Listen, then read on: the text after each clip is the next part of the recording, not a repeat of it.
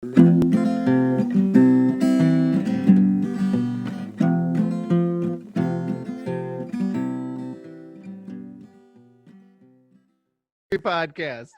I am your host today, Mo, and Martin is queuing us in on time. We're shooting for 40 minutes on this episode. We're Four triangles to a soda, as we always say. So we're five longtime friends. We all met in high school, and we decided to start a podcast where each one of us picks a movie and we all review it and generally get derailed. With me are my usual cast of characters. We've got Dane. Hello. Marvin. Yo hoy hoy. Also known as Martin. Beggs. Welcome back. And Quinn. The pleasure is all mine.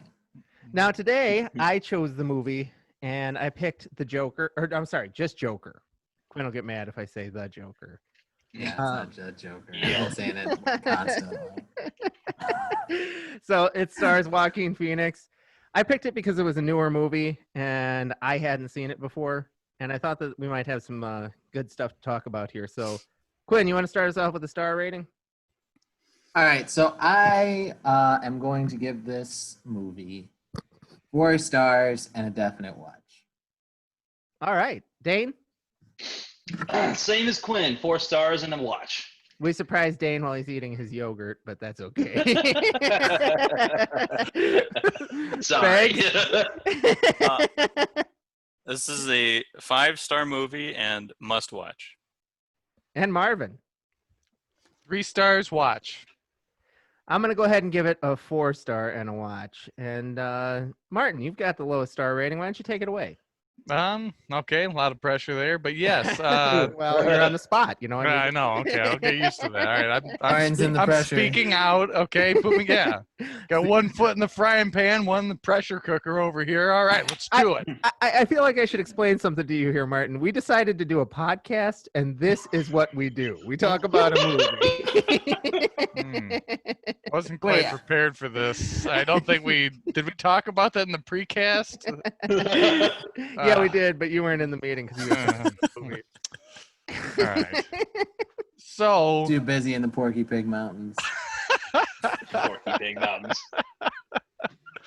That was beautiful up there. God, I wish I was up there so I didn't have to answer this question. All right, yes. So my 3-star was just an average rating because I thought this was an average movie. They really didn't get into any compelling storyline, in my opinion. I thought it was just kind of straightforward, and they were really excited to talk about some guy doing crazy shit, and like he laughs about it. And then and also at the end, that scene where Batman's parents die is also this.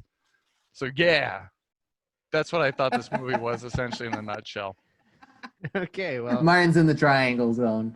I'll just stick to triangle. So, Beggs, you thought this was a must-watch? Yes, definitely. Why was that, Beggs? This movie is probably best because it's mostly about Joaquin Phoenix and how great of an actor he is. But I also... Man, wasn't it crazy how much weight he lost for this role? Yes.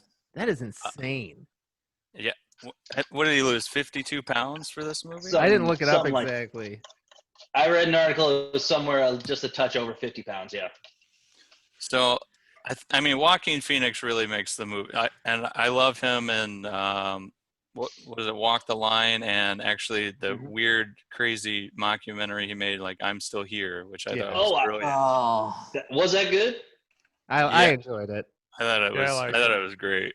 But I probably gave this a 5-star because I'm not the biggest fan of Marvel movies. And this is DC Universe, brah. Come on. DC.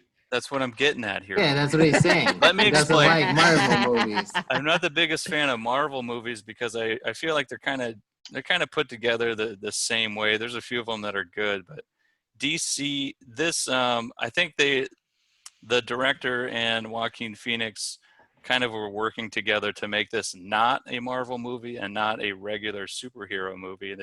They've also, I think the director Todd Phillips said mentioned that he doesn't actually want this this movie Joker to cross over with DC's any of the Batman movies. So they kind of wanted a standalone movie, which is sort of interesting, but it makes sense because Joaquin Phoenix is in it, and he's kind of weirdly indie. He never and- does sequels to anything. Yeah. So I thought it was a great take and a really refreshing, comic book So movie. I saw Todd Phillips talking about this, and I really like Todd Phillips. I mean, Hangover 2 and 3 aside, I think he's a good director and a funny writer. But I saw him on an NPR, or I heard him on an NPR interview when this movie was just coming out, and he was talking about how, I forget what type of movie he said he wanted to make, but he said he couldn't make it because Hollywood wasn't picking up any of those scripts. So he decided to do Joker in the DC universe because he could make like kind of I think it was like a psychological thriller is what he was saying. And he could actually get it picked up and produced. And that's kind of how this came to be. He really wasn't looking to make anything in the comic universe, but he knew that this is what studios wanted. So, Well, I think that's what Martin's bucking against, because Martin is an open opponent to comic book movies. He's sick of them. And I think that what I like about this movie is that it's still a comic book movie, but it's a different take of a comic book movie. yeah, I But agree. a comic book movie by any other name is still a comic book movie. So let's go ahead and hear your full review, Quinn. So I really liked it. I thought that it was great that he had such a throwback to like Taxi Driver, which is almost the same movie. Um, it's almost exactly the same movie, but I think that it is like a clever redo of Taxi Driver. And like it, and I think he did a really good job of like capturing just like a malcontent, that somebody who just like doesn't fit into society and just is kind of weird and off-putting. And Well, I mean, and also mentally ill. I mean, right, and also mentally ill. But I mean, you get like this deep feeling, like, and I think they're trying for it. Like he's been turned away, and like he's just a weird guy that nobody likes. And I think that they did a really good job of like capturing that like loneliness, and also some creepiness. But I don't know. I think they did it. That's why I liked it. Is just it's Joaquin Phoenix really that made this movie. well, no, I think And- that that's taken away from Todd Phillips a little bit too. And I thought that Robert De Niro did a great job as a late night host. Right. He tuned into that part so well. Yeah, I just He thought really did. Yeah, he did a really good like Johnny Carson type of a person. I thought he did a great job. And then I really love the way that it ended. Spoiler alert.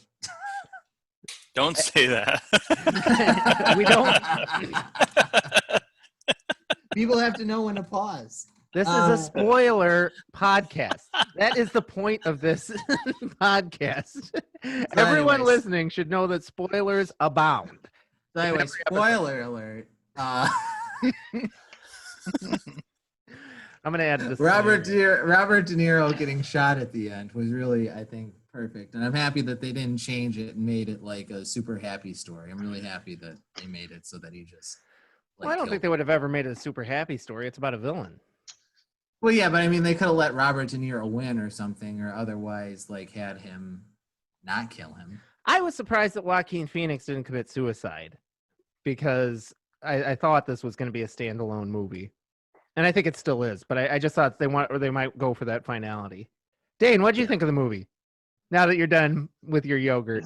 An apple juice, an orange juice.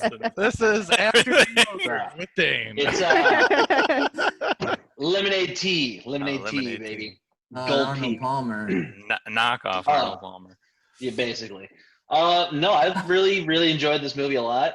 I remember seeing it the only time I saw it previously. It was the only time I saw it, and that was right when it came out. And I remember thinking the exact same thing that I feel now about it when I first saw it, which was that this movie was fantastic.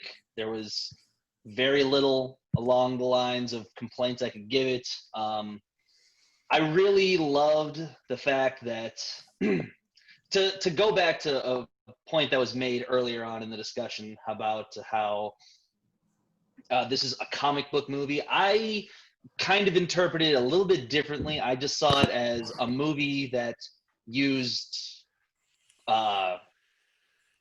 characters that have been established already, pre-established characters, as a vehicle to tell its own story, because I'm sure many comic book nerd will know and tell you that there's no one definitive origin story for the Joker. They can make arguments over which comic could be like the definitive origin story to it, but the way that I think Phillips and everybody who made this movie, and Phoenix especially, just took the bare bones of what this character was before he actually became the Gotham-wide figure of the Joker, and just use it to talk about a whole lot of things. The biggest thing being mental illness and exactly what society does to people they just sort of leave out on the skids. I mean, it was brilliant stuff. It was absolutely fantastic. Like I was saying though, the only real things that I could like complain about it were just minuscule things, and I don't even think I'd really complain about it. Like the biggest thing in my opinion that I was just going like, what the fuck, as I was watching it, was the very first scene where he walks out in full regalia, the makeup and everything. And in the trailer, they had like this big choral music, and it was like super empowering and everything. And you're just like, oh, this is gonna be great when you finally see it in the movie. And then it's Gary Glitter's Rock and Roll Part 2 as he climbs down as he dances down the stairs and I everything. was super disappointed by that too. I was like, okay, I mean, that's a choice, I guess, but I mean, that's not the choice I think most people would have chosen. But I mean, No. like I said, very, very minuscule along the lines of things that I would complain about this movie. It's a definite, you gotta watch it kind of movie. We want And I don't know about- Durante. We want Durante. Right? I thought you were going to be upset that there wasn't more Marc Maron in this movie, because we all love Marc Maron. I don't love Marc Remind Maron. me- I don't I think dislike you Marc put- Maron, but I don't think I Remind me again, I where don't was think I Marc like Maron in him. this movie? You love Marc Maron. no. He's Where the was he in this movie? assistant. He's the assistant to Robert De Niro. Yeah, before he goes on the Late Show. The dude with the long white hair and the Yeah. oh my god, Yeah, it was I Marc had Maron. no idea. That's so great. Yeah. Yeah, we needed more Marc Maron in this movie. Yeah, I would've- don't know would've about you loved guys, that. but I actually had a couple chuckles in this movie too. There was a couple of What? lines that Joaquin Phoenix delivered that made me laugh a little bit, Oh yeah. and Yeah. I thought I mean, that it's was really funny. well done. It's funny when he's like pretending like how he's gonna kill himself on air. Oh, and he He's, shoots like, off the rehearsing gun. it. Yeah, he's rehearsing it over and over again, and then he's just trying to like walk out good. Yeah, that's They- pretty good. The walkout. how he let the little guy live after he killed the big guy from Oh yeah, yeah. Oh yeah. Kisses him on the head. Kisses on the That's fantastic. Oh, my favorite the part. only one who though, was the- nice to me. Go ahead. My favorite part though is the when the detective's talking to him. And he says, "Well, it's just like a clown thing," and a clown thing. And then he walks into the sliding door. Yeah. A clown thing. Yeah. One last drag of his cigarette. What do you think? Turns around. Bam! Yeah, I thought that was good too. It's exit only. I thought that was great. Okay. So, is he Bruce Wayne's son though, or is it Tom just Wayne's? his- Thomas Wayne's son? Thomas Wayne's? Yeah, John Yeah. Wayne's son. Thomas Wayne's son. That's what I said. Yeah. I don't think I- so. I don't think What? so. What do you Oh, mean? yeah. You don't I think don't that's think he's- Bruce? No, I don't think that Arthur is Thomas Wayne's son. Oh, absolutely not. Like, Okay, that is just his mom. his mom was a fucking nutcase, and she did horrible, abusive things to him as a child, and now he is what he is. Right. So Martin, why did you hate this movie? Or- Mediocrely. like this movie. Why did you give it lukewarm hatred? Yeah, what is that about? Why did you passively aggressively hate this movie? Killing your father, Larry. This is killing your father. Dick off, Larry. Come on, Martin. I don't know. Again, I just didn't think the storyline went anywhere. It didn't do anything for me. I thought them trying to approach mental illness, it was still really stigmatized. I didn't appreciate that. And he only comes to fruition when he stops taking his meds and and kills somebody. I mean, what does that say about mental illness, really? Well, You know? so I think that they were kind of drawing on the. So I actually I liked that part because it seems like I think it's supposed to be set in the 70s in a fake city, but it seemed a 80. lot like what's that? 80 in Gotham. Oh, it was 80. I missed that part. Mhm. But it seemed a lot like the Subway Killer, which is a true story about a guy of a vigilante in the New York subways. Gates. And I did not know that. His name's Gates. They had mental illness? so I think that was part of the whole big debate. It's a whole big story, but he Yeah. I mean, and there's racial overtones in it and everything. But yeah, I think that they were drawing heavily on that. And so I think that's, I understand what you're saying, but I think that's part of the reason why mental illness was portrayed the way it was, because I think they were drawing heavily off of that true life story. That we aren't sure if he had mental illness in. So no, it's not that. It's just that there was a debate as to how sound-minded he was, and like I said, Okay. it's a whole big event that we don't have time to go over. Okay. But I think that that's what they were using for inspiration for Arthur, at least with the 3 Wall Street guys that he killed on the subway. Okay. So Yeah, Go ahead, Paul. as far as like the mental illness like aspect of this movie was, I mean, it was there the entire time, obviously, but the big part of kind of his actions, I think Joaquin Phoenix even sort of refused to elaborate even more on the movie, and that's what he liked about it, is that it would be open to the viewer's interpretation. So kind of like what I was seeing from the mental illness aspect was like, you couple that with like, he doesn't know for sure that Thomas Wayne is his father, Yeah. but his mom's Right. been telling him that his whole life. His mom has mental illness. And then he develops this condition, which I'm not exactly sure what it completely was, but then he was also Yeah. bullied the whole time. So it's kind of like pushing him over the edge and pushing and pushing. He doesn't really have a strong family backing or support structure to help him cope with things. And then his mental illness also plays into that, and it just kind of just pushes and pushes him over the edge. And then Robert De Niro is kind of his idol that he looks up to, and then eventually he's like, oh, he's paying me attention, but he's actually just making fun of me to push him even more. It's more so like right, but I mean, I think that's bullied the whole time. But I think to that point, which I mean, I think is very accurate. But I think to that point, it actually works in Martin's favor too. That Arthur is only gratification is when he takes justice into his own hands because he was pushed, Right. and so it's not a very healthy portrait to paint. It's not. Yeah.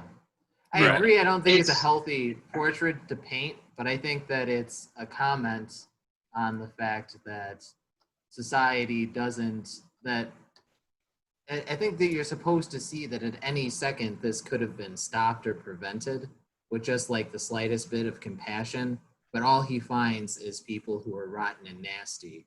And I think that his liberation, so to speak, of being free is not so much a liberation of him, you know, in his mental illness. It's just a liberation from the nasty people who turned his back on him. And I think that we, the viewer, are supposed to take away from that, not that you should go off your meds as a mentally ill person. Now, of course, a mentally ill person watching this might not see that point and might idolize the wrong part of it. But I think that we, the viewer, are supposed to view it as society's failure has pushed him over the edge. And if we just took preventative measures and at one step along this track, like stopped him, then he wouldn't have like this homicidal mania. Right. I Yeah, and think- it's not. It's sorry. Go ahead, Dane.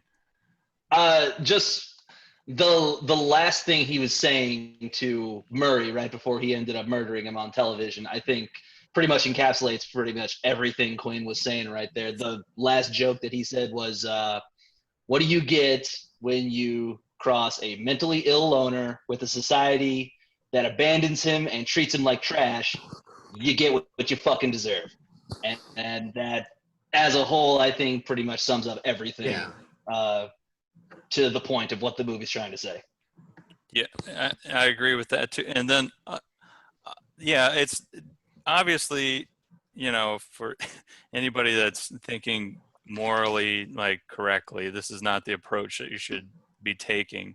But I found it interesting how Todd Phillips actually sort of gave you a feeling that Joker in this movie was a hero, which I felt really weird about when I was done watching it, because it's like you kind of sympathize with him because he gets bullied the whole time through it and nobody's really helping him, and so that goes back to the subway vigilante though, and I know I keep bringing it up and I don't want to go into it too deep, but yeah. I'm sorry about that, but New York did treat him like a hero for a long time. It wasn't until written statements where he's hurling racial epithets at black people came out that people's public opinion started to turn against him. But he was heralded as a hero for shooting. He actually nobody killed. But he shot 3 men on the subway who he said were attacking him, and it's all up for debate. And but he was heralded at this time, a similar time frame, as this gigantic hero. He was a press darling for a while because the police weren't doing anything and he was tired of being picked on. That's what he said. And so I do think that it's a pretty good telling of that story as well. Also, if you're interested in true crime, that's a very interesting story. I would highly recommend looking into that more. So can we agree that DC villains are more exciting than their superheroes? Fuck Yes. yeah. Well, Absolutely. they're both equally as interesting in my opinion. You think Batman's just as exciting as Joker? At times he can be, depending on the story. Here's my problem. It really depends on which villain he's going against, but Here's my problem with DC, and I'm not a super comic book fan, but my problem with DC is that they're two flagship, franchises, Batman and Superman. Superman's an alien who's basically a god. He's indestructible basically. And then Batman's just a rich guy with a bunch of toys, and I don't find either of them to be particularly enthralling heroes. It's because their superheroes are lame and their villains are cool. I agree with you, Beggs. It's like, just fly around from space and kryptonite and blah, blah, blah, and I'm an alien, and then my dad's rich. I don't really understand that. I don't know. I liked Christopher Nolan's Batman. I thought that was good. Come on, Dane, give us some manga. Tell it to us, Dane. Dane knows the best. We don't even need to get going on manga with me right now, but I will just say, I don't agree with that argument about how both are very uninteresting just based off of their backstories. I mean, you could say that about any superhero. Iron Man. I do say that about Tony Stark because I knew you were going to go there. Yeah, Iron Man is one. Iron Man is one. Thor. I'm gonna go off of the Avengers because I don't really care much for Marvel or DC, to be quite honest with you. But Thor's a god. Tony Stark is another rich guy with toys. What's Black Widow's story? Yeah, I agree. Black Widow and Bullseye or whatever. No, not Black Widow, Bullseye. No, the Archer's got a different name because Bullseye's DC. It's a Suicide Squad. There's that argument is. Superheroes are lame. I'm not convinced, Mo. You got to give me something more to deal with on this one, man. Okay, so let's take Batman and Tony Stark. Right? Superheroes are lame. Let's not even start on Star Wars, bro. That's the worst. Not even do it. Tony Stark has got this amazing intellect that he's supposed to be drawing on, which makes him a little bit different in that I think that you could almost argue that his superpower is super intelligence. Okay. Where he's yeah. So even though yes, he's just a rich guy who's throwing money at it, he also is in his backstory. He's got a lot more going for him as far as innovation and being able to figure it out, and it's all part of the backstory. I mean, I'm not Bruce dumb, I'm Wayne's the head of smart. like another billion-dollar corporation, and in fact, he's been known as the world's greatest detective. He's always He's got a not dumb. contingency I'm plan Bruce for Wayne, and whatever's I going to be deserve going on. respect. Like, I mean, I'm playing devil's advocate here. Like, No, even going back as far as the Adam West days. Like, you know how they always make memes and make fun of the fact that he always had like some can of spray that would be able to like beat off whatever fucking henchman is coming at him. Like, I think he had some anti-shark spray in one episode of the old Batman. yeah. You know what I'm talking about? Like, No, I'm not familiar with it specifically, but the point that I'm trying to get at is that if Batman has enough time to prepare for whatever he's about to go with, he's right up there, probably even farther on than Tony Stark is, as far as rich guy, smart, innovative, rich, yada yada yada. yeah. And then I would have the same beef also with Thor. Mm-hmm. Like, I mean, I think that when you take a look at the Hulk story and how it's accidental, or even Spider-Man's story, another rich man. Well, Spider-Man, I don't know too much. I don't know if he's supposed to be a college student or a high school student. I think he's supposed to be a high school student. Yeah, he's High like a school high school students. senior. I He's a mean, well, teenage Peter web Parker, slinger. because there's other ones too, but Right. there's a whole There's- big. You know, that reminds me. That's a movie I should put on my list. Into the Spider-Verse, there's so many freaking Spider-Mans that you could be making this argument for, but there's so many that you also couldn't be making that argument for. Right. Any of you guys seen that one yet? No. I'll put that one on my short list there. The boys are not happy with this. Everybody's done talking about Well, isn't- superheroes. Yeah. Anyway, I thought Joker was pretty good. Well, Did you? we'll did go you guys- offline on this one though. Did you guys like the part? It reminded me a lot of Joe Cocker dancing when he's dancing around. I loved his underwear. dancing. I loved his dancing. The whole thing. I Hair's just saw. flying. Oh yeah, I saw a video of him dancing down the staircase, and someone put "You Can Leave Your Hat On" in the background, and I thought that was the funniest fucking thing. Like, This Nothing thing Joe Cocker. suffers. It had an awesome trailer. I saw the trailer and I wanted to see it, and that's all because I know I said it before, but Jimmy Durante's "Smile," that Mhm. song was perfect Yeah, I for agree. this, and they didn't use it enough. I don't think. I agree. The steps should have been just as dramatic as the trailer, and I feel misled a little bit. I hate it when they do that too. welcome to trailer making 101, boys. Yep. I don't remember the trailer. We need to It's make got- a Todd trailer, Phillips by the is way. the best trailer maker. You just gotta get butts in the seat. I get it, Mhm. but it's frustrating. But why It couldn't is. they just do I it? agree. Right? I haven't heard. I haven't heard a triangle. How are we doing here? Yeah. How many triangles are we in, Martin? Well, no, we are 1 minute away from the 10-minute triangle. Oh, okay. Martin is He knows. off-put He by knows. superheroes and comics and fairy tale fucking stories.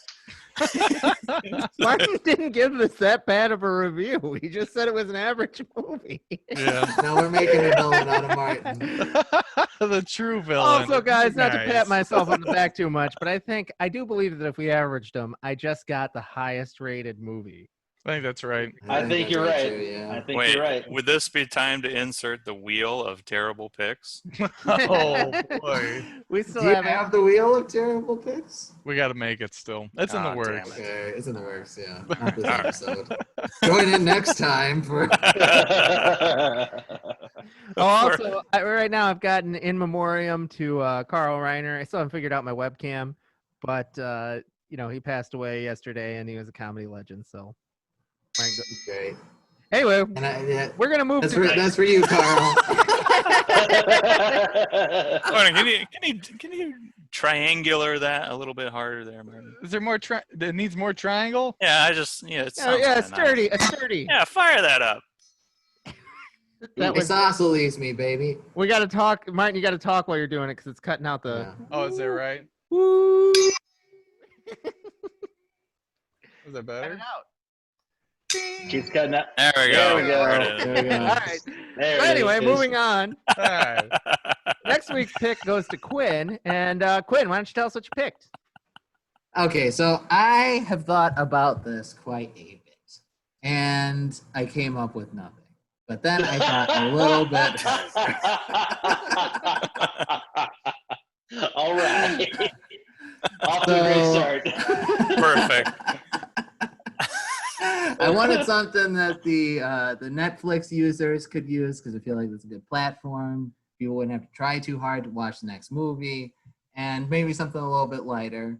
So I am going to go with something that is more of the fairer sex persuasion, but I've heard good things about, and this is called The Time Traveler's Wife, starring. Yeah, Dane's heard of it. Oh wait. What is? I'm sorry. I'm being told that I got the title wrong. It's just him. Everyone, stay tuned. Oh, for stay this tuned. breaking Stay report. tuned. It's coming hot off of the presses. Unfortunately, the head office has told me that we need to make an editorial change. That's right. Yes, Dane, Quinn is a boob. What just happened was It is not. Quinn had nothing, right? Quinn just announced nothing, and then Steph saw him flailing up there and tried mouthing him a new movie for him to say. Yeah, no. I got nothing. Time The traveler. fishing fish? Is that a Fishing? fish? Whole time traveler. It's a fish named Wanda. And then, There it is. and then he's gonna give the mic. You heard it here and first, be muffled folks. and- A fish named Wanda. No, that's right, Quinn. It is. No, it's not the Time time traveler's Travelers. wife. It's about time. They both star Rachel Oh, McAdams. Jesus. Rachel That is McAdams totally has been different. in 2 time travel So- romantic comedies. Is it a sequel? Oh, so I- Quinn, you're picking our Sequel to first the other one? rom-com. Oddly enough, they were filmed at the same time. How do you So- explain that one, buddy? I'm not gonna lie. I am a little bit disappointed that it's actually not The Time Traveler's Wife because I read the book to A Time Traveler's Wife, What about and About I've been Time? wanting to watch the movie version of that for years now, actually. But Oh boy. a bunch of female friends of mine have told me that About Time is like one of their favorite romantic comedies like ever. Yeah. So It's got the I'm evil kind of guy excited. from Star Wars in it. Something. Evil Darth ginger. Vader? Darth Vader. Yeah, James Darth Earl Vader. Jones. Starring Darth Vader in full costume. But it has Margot Robbie in it too. It has Margot No way. Robbie in it? No way. Okay, so Oh. which one are we watching? About Time. time. Okay. Speaking so, of time, Steph, Martin, hey Steph, thanks for picking this movie. She Yeah, can't hear you. She's Thanks, not here. Steph. But I'm sure she could hear you. She would hear a bunch of things for helping us. Bill Nye wasn't he in a movie we Yeah. watched? Who? Bill Nye. Yeah. He was freaking Davy Jones in the Pirates of the Caribbean movies. Oh yeah. Boom. Okay. Yeah. The dad from Shaun of the Dead's in here. From too. Shaun of the Dead, and he Yeah, was that's- he was the voice of the aliens from The World's End. He was in a lot Oh. of stuff. Yeah, he's great. So get your tissues out, boys, because this is a tearjerker. Is it? I'm okay. I with don't know. that. I think it ends a feel good. I saw the trailer. It seemed. Oh, that's boy. nice. Has anybody seen this one? Nope. I think Quinn has. I'm sure. No, I've only seen the trailer. So wait, this is the first one since probably Eddie Coyle. since Eddie Coyle, since that none of us have seen this movie. I think so. Well, Martin has been oddly silent. I don't know if he's seen Yeah, it or I- not. I'm not gonna say Martin is anything. not happy. Martin's Martin- just focused on Martin is triangle. not happy. I mean, when can I hit that thing again? No, I haven't seen it. Martin's still in the woods. Yeah, Martin has a lot of Porky Pig Mountains. Awesome. But yeah, so it's on Netflix. Anybody who cares to join can just watch along, and we'll be coming shortly. And guys, I don't Should want to I stress mumble? this too much. Enjoy it thoroughly. I don't want to stress this too much, but we are very reachable. We would like to give some shout outs on the podcast. So if you contact us, we will talk about you. There is a good chance we will reply. Well, Mo, would you like the call to action segment? How are we doing on time? Are we ready for the? I don't know. 3 minutes Only left. one. Yeah, let's go ahead and I'm gonna. Yeah. I'm the host. I'm gonna throw it to the call to action. The hell with your rigid time schedule. Yeah. Thanks. Lead us into the call to action, please, sir. Hello, and welcome to our call to action segment. Please subscribe, follow, like, comment, and care on all our social media outlets.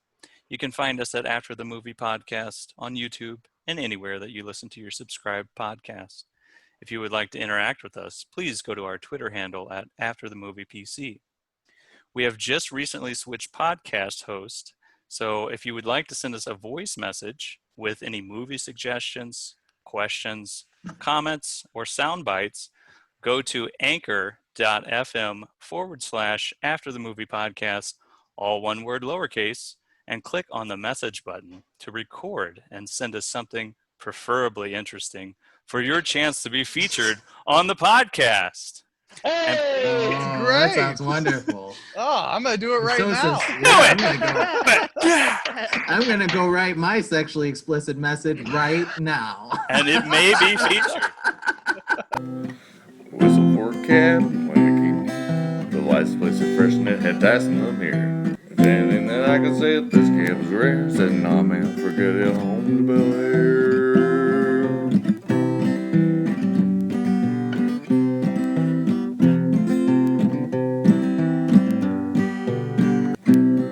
I pulled up to the house about 7 or 8 and yelled to the cabbie home. Smell you later, looked to my kingdom, I was finally there. Sitting on my throne at the Prince of Bel Air.